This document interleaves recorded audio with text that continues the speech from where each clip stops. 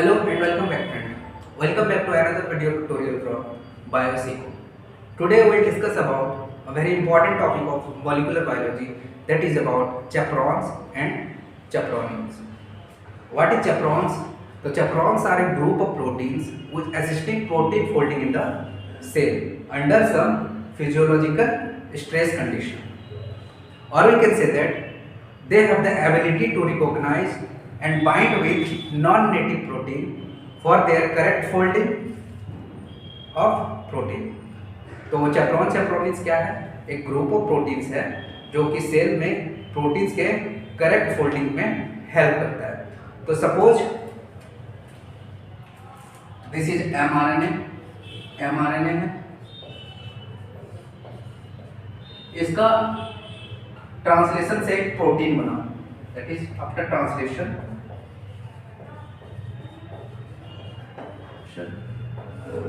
Protein बना.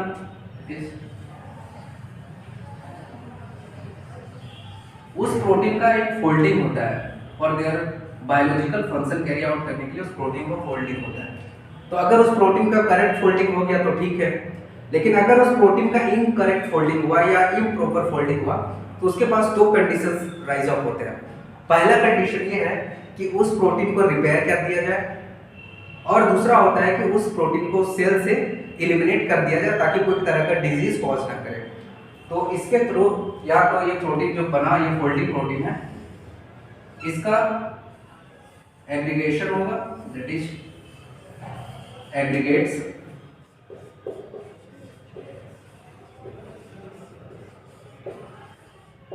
And second condition क्या rise हो सकता है? द सेकेंड कंडीशन राइज हो सकता है कि अगर इस प्रोटीन का प्रॉपरली फोल्डिंग नहीं हुआ, मतलब if the protein is not properly folded, तो ये क्या करता है ना, एक स्पेशल काइंड ऑफ प्रोटीन को एक्टिवेट करता है जिसको हम लोग बोलते हैं यूबिक्विटिन प्रोटीन. वो यूबिक्विटिन प्रोटीन क्या करता है ना, उस प्रोटीन का फिर फर्दर प्रोड्यूसोमल डिग्रेडेशन कराता है. That is if not properly folded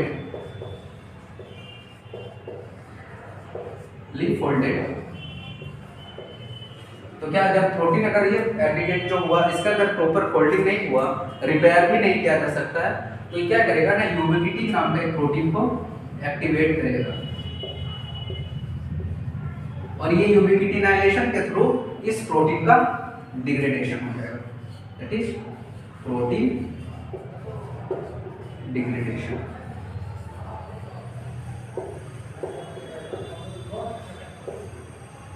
अब का क्वेश्चन ये राइज अप होता है कि ये चैपरॉन और चैपरोनिन जो प्रोटीन्स है ये एक्टिवेट कब होता है? तो ये एक्टिवेट होता है जब सेल में किसी तरह का फिजियोलॉजिकल स्ट्रेस कंडीशन जब राइज अप होता है, तो ये चैपरॉन चैपरोनिन एक्टिवेट होते हैं. सपोज कि एक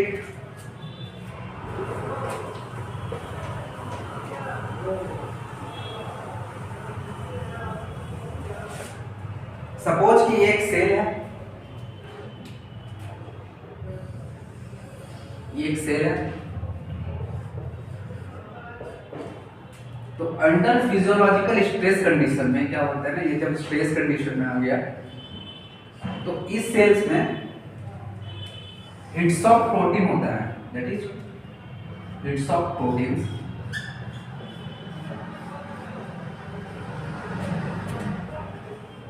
hits of protein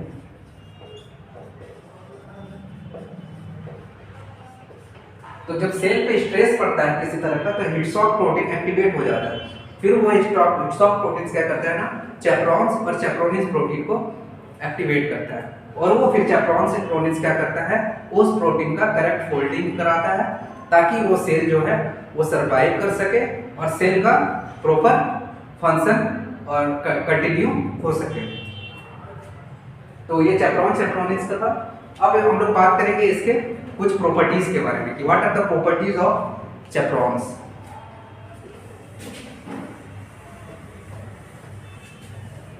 it is property of चैपरॉन्स.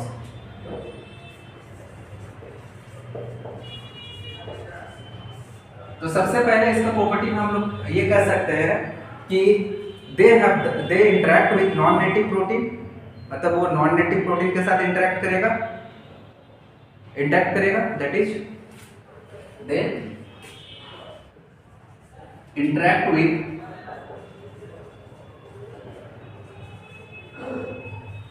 Non native protein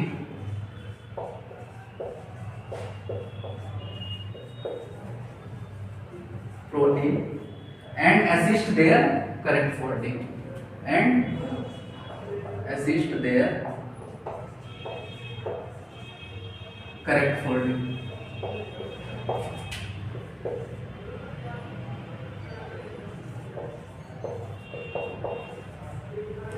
दूसरा पॉइंट हम लोग ये रख सकते हैं कि ये जो चैपरॉन्स है they are essential for cell viability, मतलब they are essential for cell viability means की their expression is increased by cellular stress, it is essential for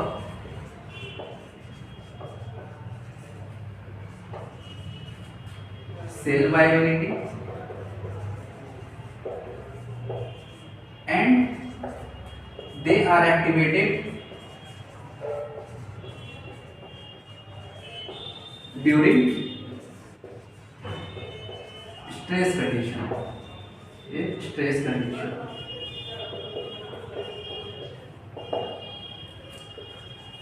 third point हम लोग क्या कह सकते हैं कि चैपरॉन्स जो होता है वो इंटरेक्ट करता है नॉन नेटिव प्रोटीन से। इसका मीन्स क्या है कि they do not interact with native protein. Native protein कहने का मतलब ये है कि the proteins which are purified from its natural content that are native protein. Natural context मतलब हम लोग कह सकते हैं कि देखिए कि प्रोटीन्स जो कि इंक्लूड करता है ब्लड सेल्स, मतलब होल ब्लड या तो पूरा ब्लड, फिर हो सकता है serum, plasma, all these are native proteins. तो थर्ड पॉइंट क्या लिख सकते हैं, they do not interact with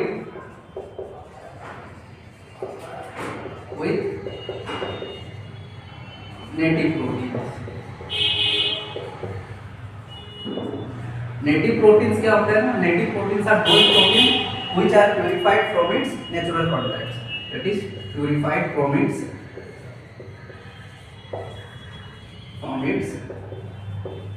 natural contents.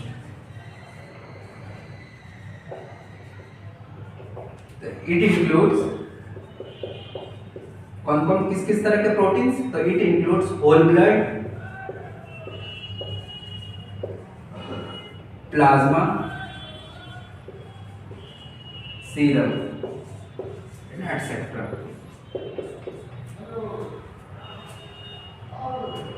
और इसका फोर्थ पॉइंट में हम लोग इसका प्रॉपर्टी में क्या कह सकते हैं कि दे स्टेबलाइज इम्प्रॉपर फोल्डिंग ऑफ जो प्रोटीन वैसे प्रोटीन जिसका इम्प्रॉपर फोल्डिंग या फिर करेक्ट फोल्डिंग ना हुआ हो उसको एक स्टेबलाइजेशन प्रोवाइड करता है, that is they stabilise non native conformation, that is they stabilise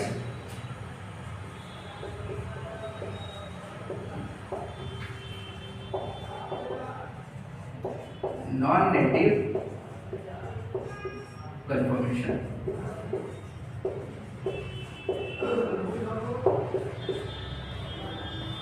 तो ये सारे प्रॉपर्टी हैं किसके, चैपरॉन्स और चैपरोनिन्स प्रोटीन के। तो इसका और एक पॉइंट ठीक है, 4 काफी है। तो ये सारे प्रॉपर्टीज हो गए हैं चैपरॉन्स के। अब हम लोग डिस्कस करेंगे कि ये जो चैपरॉन प्रोटीन है इसका फर्दर क्लासिफिकेशन कैसे किया गया है, दैट इज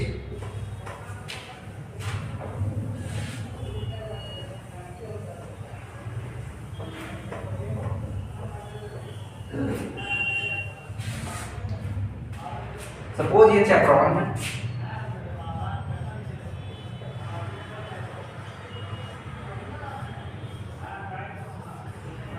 इसको फर्दर 2 क्लासेस में डिवाइडेड किया गया है।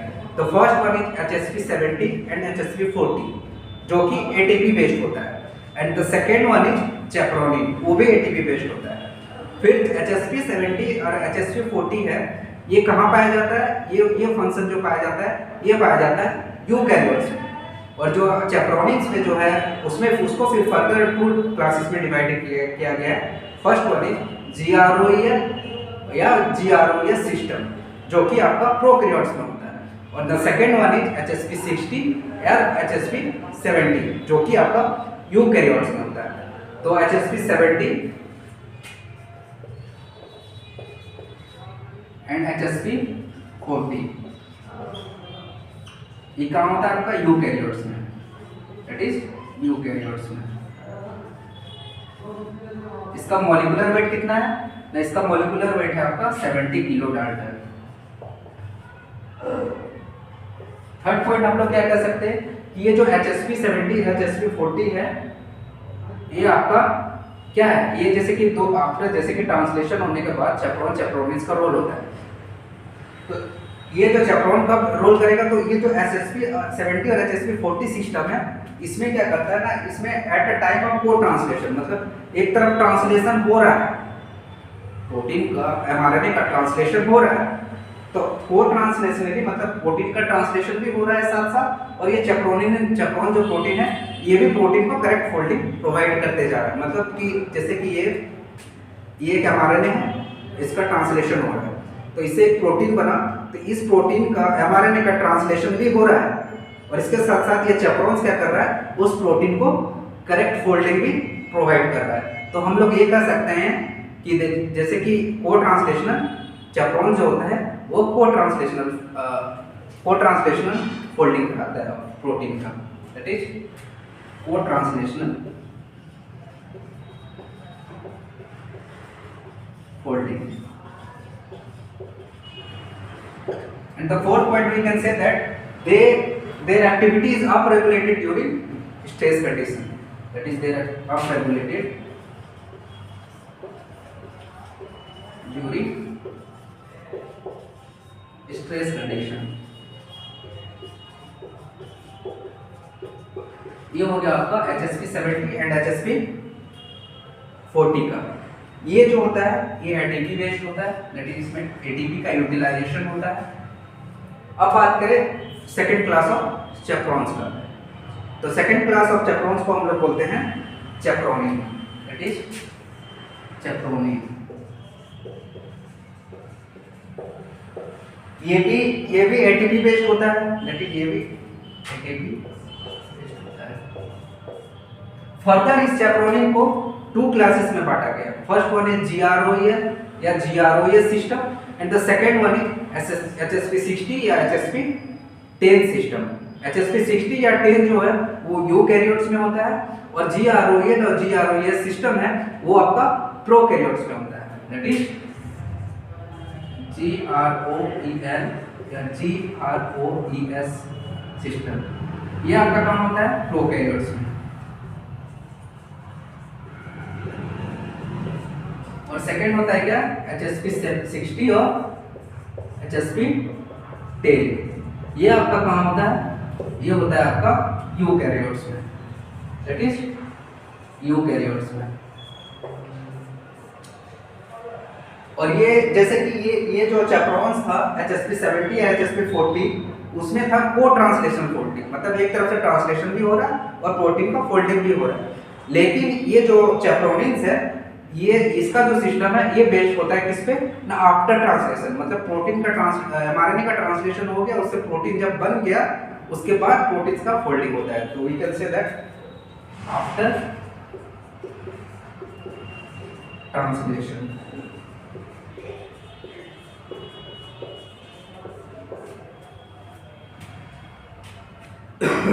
तो this is all about chaperones. Chaperones को दो क्लासेस में फैमिलीज में डिवाइड किया गया। First one is HSP 70 HSP 40 जो कि ATP बेस्ड होता है, and the second class is chaperonin जो कि वो भी ATP बेस्ड होता है।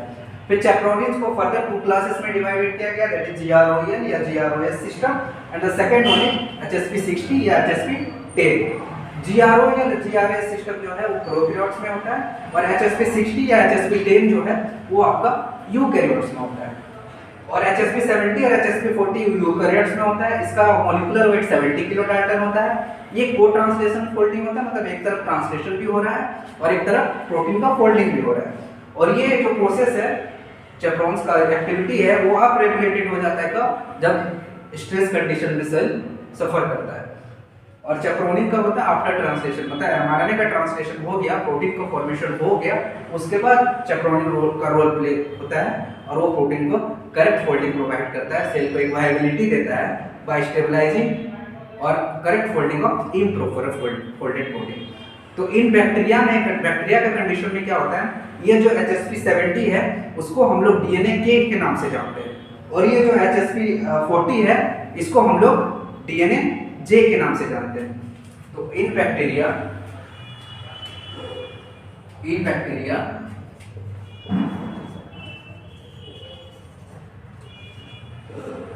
ये जो HSP70 है इसको हम लोग जानते हैं किसके नाम से, इसको हम लोग जानते हैं DNA K के नाम से, दैट इज DNA K।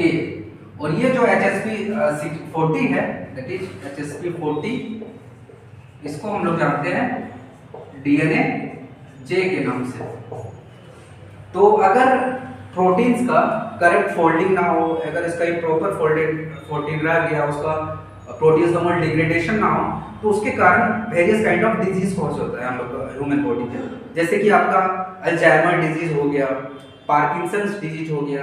तो ये सारे डिजीज क्या होते हैं ना, प्रोटीन्स का एग्रीगेशन के कारण होता है, मतलब प्रोटीन का एग्रीगेशन हो गया, उसका करेक्ट फोल्डिंग नहीं हुआ, तो उसके कारण अल्जाइमर डिजीज हो गया आपका, जैसे पार्किंसन डिजीज हो गया, ये सारे डिजीज कॉज करते हैं। तो जैसे अल्जाइमर में, पार्किंसंस में क्या होता है, ये सेंट्रल नर्वस सिस्टम का डिजीज होता है, जिसमें पर्सन का जो मूवमेंट होता है, बॉडी मूवमेंट होता है, वो इरेगुलेटेड हो जाता है, मतलब वो करेक्ट मूवमेंट नहीं शो कर पाता है, जैसे तैसे चलता है, उसको पता नहीं, समझ नहीं आता है कि उसको चलना है नहीं चलना है, क्या करना है नहीं करना है। तो सेंट्रल नर्वस सिस्टम का डिफेक्ट कॉज कर देता है ये अल्जाइमर और पार्किंसन डिजीज। और समटाइम्स ट्यूमर्स का भी फॉर्मेशन हो जाता है due to improper folded protein के कारण। तो डिजीज कौन कौन से डिजीज हो सकते हैं, तो due to improper folded protein, तो डिजीज जैसे आपका अल्जाइमर डिजीज, अल्जाइमर, और दूसरा हो सकता है आपका पार्किंसंस। ये दोनों डिजीज किसके हैं, ये दोनों डिजीज सेंट्रल नर्वस सिस्टम के से रिलेटेड है। इसमें क्या करता है ना, ये डिसऑर्डर में पर्सन का जो मूवमेंट होता है वो अफेक्टेड होता है, और समटाइम्स ट्यूमर्स का भी फॉर्मेशन होता है, that is disease of central nervous system. और इसमें पर्सन का बॉडी मूवमेंट हो या फिर ट्यूमर्स का फॉर्मेशन, तो ये सारी चीज ये अल्जाइमर और पार्किंसंस में देखा गया है। तो disease due to improper folded protein जो होता है वो अल्जाइमर है, पार्किंसंस है। अब हम लोग डिस्कस करेंगे कि ये चैप्रोनिन्स में जो GROAL है और ये GROA सिस्टम है जो कि ATP बेस्ड होता है, ये कैसे प्रोटीन को एक करेक्ट फोल्डिंग प्रोवाइड करता है ताकि सेल का वायबिलिटी इंक्रीज करे और सेल का फंक्शन, जो भी बायोलॉजिकल फंक्शन है, वो प्रॉपर वे में वो कैरी कर सके। तो अब हम लोग बात करेंगे GROAL या GROA सिस्टम ऑफ प्रोकैरियोट्स।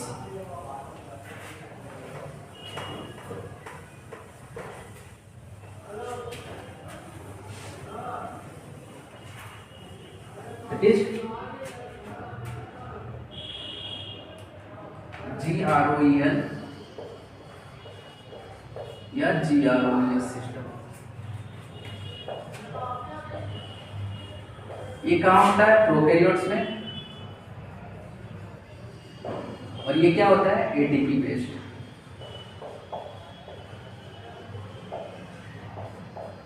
तो ये GROAS सिस्टम में दो सब यूनिट होता है, जैसे कि डायग्रामेटिकली अगर हम उसको समझें तो ये एक सब यूनिट हो गया, और ये आपका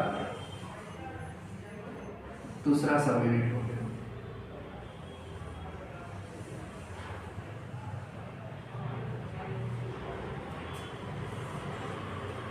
दैट इज 2 सब यूनिट।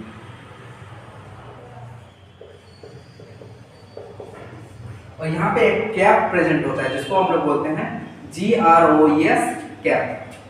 एक cap is present in lower सब यूनिट, यहाँ पे कैप होता है जिसको हम लोग GROAS कैप बोलते हैं, और इस पूरा सिस्टम को हम लोग GROAL सिस्टम बोलते हैं, दैट इज GROAL सिस्टम। तो सपोज एक प्रोटीन है जो कि एग्रीगेट हुआ पड़ा है, जिसका करेक्ट फोल्डिंग नहीं हुआ है, इम्प्रोपरेट या पार्शियली फोल्डेड है। तो सपोज ये प्रोटीन है जो पार्शियली फोल्डेड है, that is partially folded protein.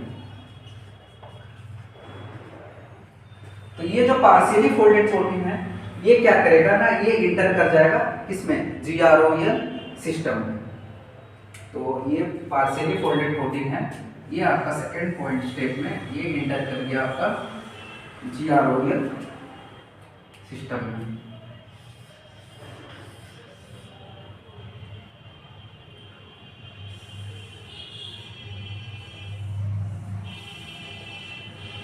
Gap binded है।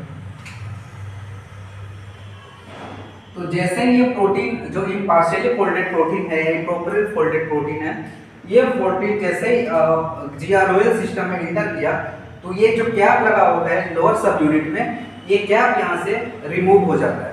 और ये रिमूव होने, जब कैप रिमूव क्यों होता है ना, इसको रिमूव होने के लिए एनर्जी चाहिए, वो एनर्जी ले लेता है कहाँ से, बाय यूटिलाइजेशन ऑफ एटीपी। तो थर्ड स्टेप में क्या होता है ना, यहाँ पे एटीपी का यूटिलाइजेशन होता है, दैट इज एटीपी का यूटिलाइजेशन होता है। एटीपी का यूटिलाइजेशन हुआ, जिसके कारण क्या होता है कि ये कैप यहाँ से रिमूव हो जाता है और अपर सब यूनिट में यहाँ आके बाइंड कर जाता है। क्यों बाइंड करता है, ताकि ये जो प्रोटीन जो इम्प्रॉपर फोल्डेड प्रोटीन है वो फिर से ये जीआरओएल सिस्टम से बाहर ना जाए, इसलिए ये कैप आके यहाँ पे बाइंड कर जाता है। तो थर्ड स्टेप में ये जो लोअर सब यूनिट पे कैप था वो बाइंड कर जाएगा कहाँ, आपका अपर सब यूनिट में, इस अपर सब यूनिट में। ये यहाँ से रिमूव हो गया और यहाँ के बाइंड कर जाएगा।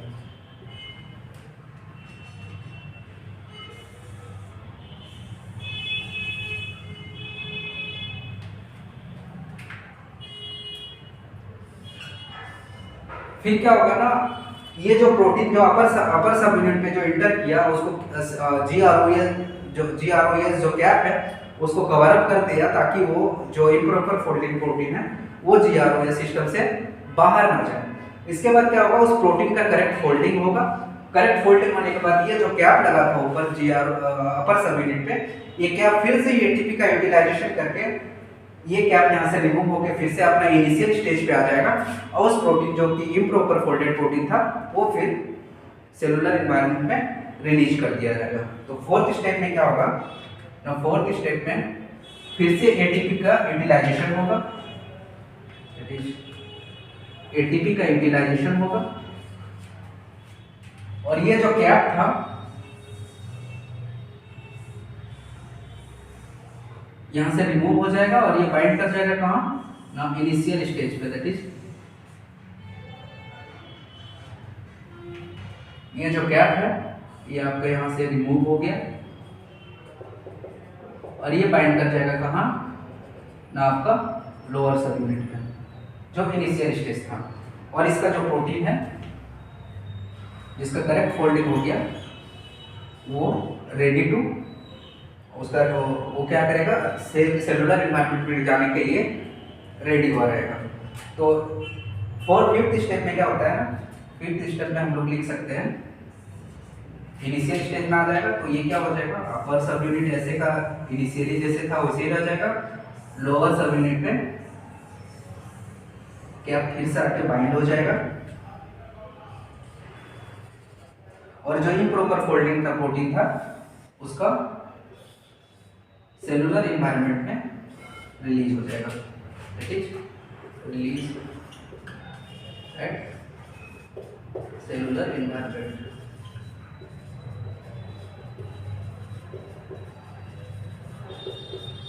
तो जीआरओ सिस्टम में क्या होता है, ये प्रोकैरियोट्स में होता है और एक एटीपी बेस्ड होता है। इसमें इसका दो सब यूनिट होता है, एक अपर सब यूनिट होता है, एक लोअर सब यूनिट होता है। लोअर सब यूनिट में एक कैप प्रेजेंट होता है जिसको हम लोग बोलते हैं जीआरओएस कैप। वो जीआरओएस कैप क्या करते हैं ना, लोअर सब यूनिट से बाइंडेड रहता है और सेलुलर एनवायरनमेंट में क्या रहता है, पार्शियली फोल्डेड या इम्प्रॉपर फोल्डेड प्रोटीन प्रेजेंट रहता है।